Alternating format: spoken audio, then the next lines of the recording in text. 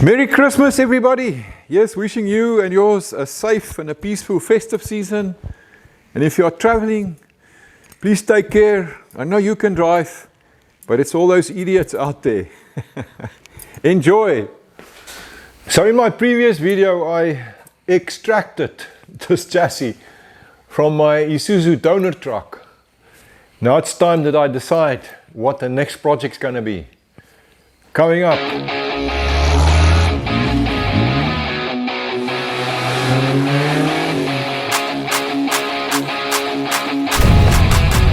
Hey, how's the jokes? And welcome back to the shop. If you don't know me, my name is Duff from Latros for Africa. And I run a small one-man shop out on a farm in South Africa, of all places. Yes, we also like to play with old cars and rust, especially me, I suppose. So I'm busy gearing up for the next project, and I've already got my donor chassis. What do you call it, a frame? I'm not quite sure. I think frame is more of an American word. I might be wrong. We mostly call it a chassis.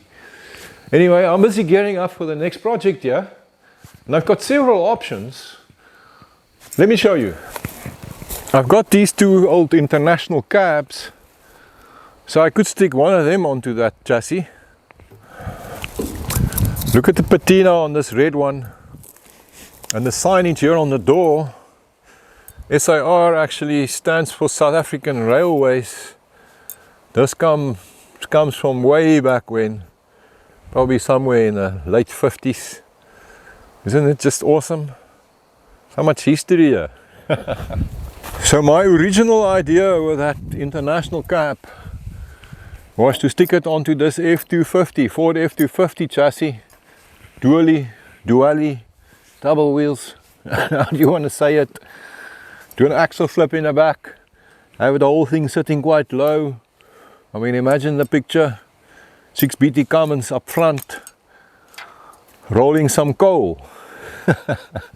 So no, I don't think we should consider the international to go onto my other little Isuzu frame that's currently lying in the shop. So in case you're wondering about this car, it's not a project car. This is a Jaguar XJ6 Series 2 from the early 70s. And I actually picked this up for a bargain, and the only reason was to be a donor. Because of the suspension, these cars have got fantastic suspension parts. The back end is IRS, inboard disc brakes, and you can unbolt the whole suspension unit. Same up front, also disc brakes, coils, completely unboltable. So it's a great suspension to use for a project.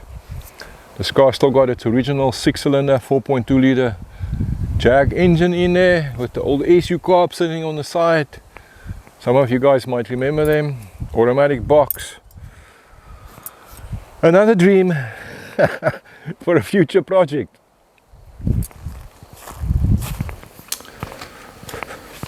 This car standing here in the gloom of one of my sheds was the original motivation for getting that Jaguar XJ6.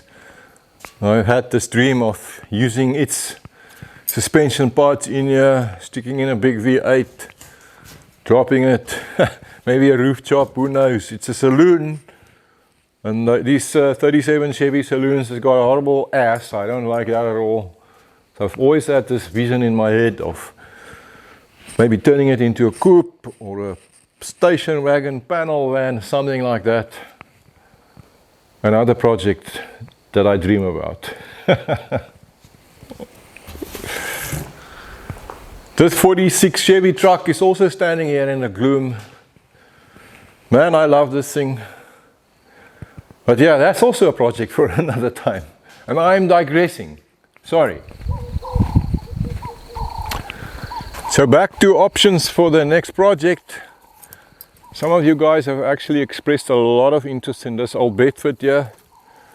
Especially you guys from the UK, eh? Because you guys can relate to this old truck standing here. Many of you will have childhood memories from them, or of them. The truck actually belongs to my wife. She bought it. Man, but I think it's freaking ugly. Maybe exactly because of that, it does offer some interesting possibilities. And then there is the 39 Hudson Terraplane. And man oh man, has this truck been haunting me ever since I got it. Allow me to take you back to a video clip that I took at the time of its arrival. Just look at that, man. All the parts. I need to build something really awesome. I'm so excited. I'm a happy chappy. All I need to do now is find the time to do this. Check out this view from the front. Okay, so all the bits and pieces are not properly lined up. But still, man, I think it's freaking awesome.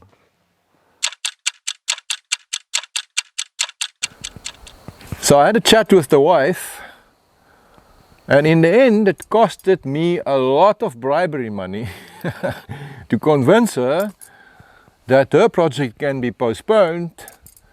So I'm going to be building the Hudson. Whoopee! I have a freshly built 351 Cleveland. We can use as a power plant. Nothing too dramatic. Let me see now, what have we got? We've got TRW pop-up pistons, compression ratio about 10.3.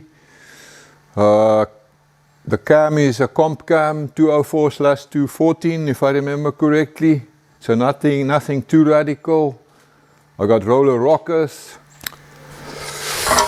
Brand spanking new 600 CFM Holly Edelbrock Performer intake manifold. HEI distributor, also brand spanking new. So yeah, nothing too dramatic or radical, but perfectly good enough for an old greybeard like me. I think it will be more than adequate for my purposes. And by the way, I didn't build the engine. It was done by Twain McNabb from McNabb's Engineering. Thanks, brother. I've got this brand new aluminum radiator, but just looking at it now, I think it might be too wide to fit into that Hudson grill shell. I guess we'll just have to see. I've got a choice of gearboxes. This side I've got a Turbo 350, and here I've got a Ford C4. You'll probably go with this one. We'll just make life a little simpler. Let's see. I'd like to put the truck on air suspension. So in that department I've already got 2 airlift bags, which is a start. I'm going to need 2 more and a whole lot of other small bits and pieces and compressors and tanks and what have you. But we'll cross that bridge when we get there.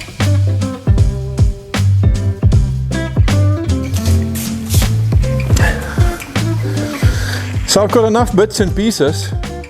All I have to do now is stick them all together, which of course is easier said than done, but we'll give it a good go. And this old girl here behind me, the 37 Chevy, she's gonna have to wait for another time. Thanks for hanging out with me, I enjoyed it. I'll see you in the next video when we start the Hudson build. I can't wait. Until then, have a lekker one.